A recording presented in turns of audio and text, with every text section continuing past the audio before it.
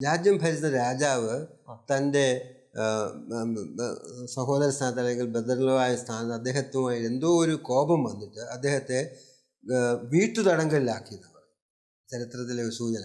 അപ്പോൾ അദ്ദേഹത്തിനെ ഉപദ്രവിക്കുന്നൊന്നുമില്ല, വീട്ടുതടങ്കൽ, സ്വാതന്ത്ര്യമില്ല, വെളിയിലേക്ക് പോകാൻ സ്വാതന്ത്ര്യമില്ല.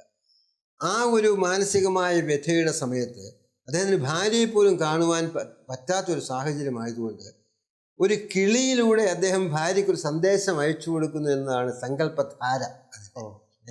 അപ്പോൾ കിളി ഇങ്ങനെ പറന്നു പോകുമ്പോൾ ആ കിളി പറന്നു പോകുന്ന ആ സ്ഥലങ്ങളെക്കുറിച്ചുള്ള വർണ്ണന, കിളിക്ക് കൊടുക്കുന്ന നിർദ്ദേശങ്ങൾ, അതങ്ങനെ പോവുകയാണ്.